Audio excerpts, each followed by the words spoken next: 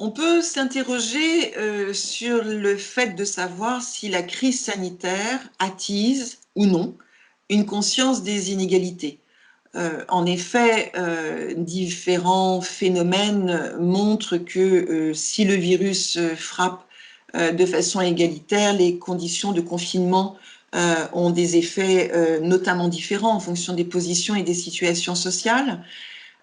Néanmoins, est-ce que ce fait-là et la connaissance que nous en avons va générer une prise de conscience des inégalités sociales qui sont les nôtres?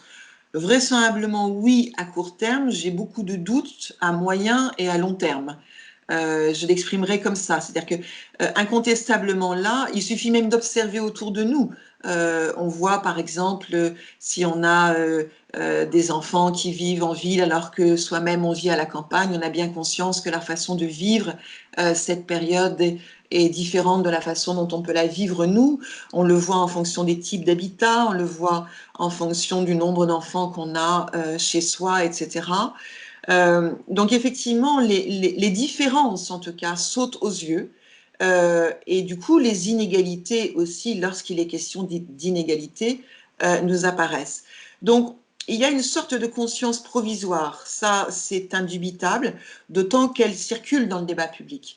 Elle est dite, elle est montrée, il y a des comparaisons qui sont faites, à commencer d'ailleurs par les âges, tout simplement, le fait que le virus frappe parmi nous, les anciens, les personnes âgées, les personnes vulnérables.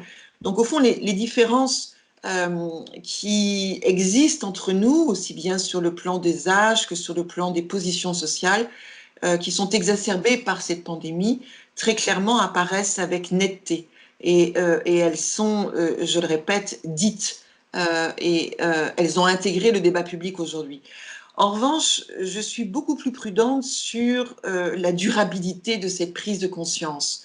Nous sommes dans une sorte de crise, un moment qui ne va pas durer. Nous savons que ça ne va pas durer, c'est temporaire. Ça exacerbe, ça peut éveiller et exacerber des prises de conscience, mais je ne suis pas pour autant convaincue que ça puisse les inscrire dans la durée. J'aurais même tendance à faire l'hypothèse que c'est un phénomène inverse qui pourrait arriver lorsque nous serons sortis de cette crise.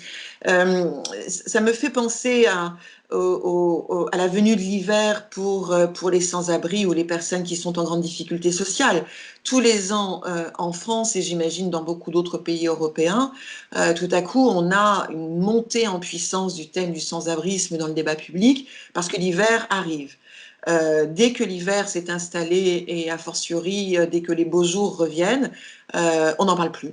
Voilà, c'est ce que j'appelle des prises de conscience Kleenex au fond, c'est-à-dire que ce sont des grands moments d'émotion collective qui parfois, heureusement, sont suivis de prises de décision et d'élaboration de dispositifs et de politiques publiques, mais on sait aussi que ces grands moments d'émotion collective peuvent devenir des espèces de pétards mouillés qui s'éteignent aussi vite qu'ils se sont allumés. Et c'est un peu la crainte que j'ai là, c'est-à-dire que nous avons aussi autant l'art de nous enflammer pour des prises de conscience que nous sommes capables de nous désenflammer pour ces mêmes prises de conscience une fois que le quotidien reprend ses droits. Et c'est bien malheureux.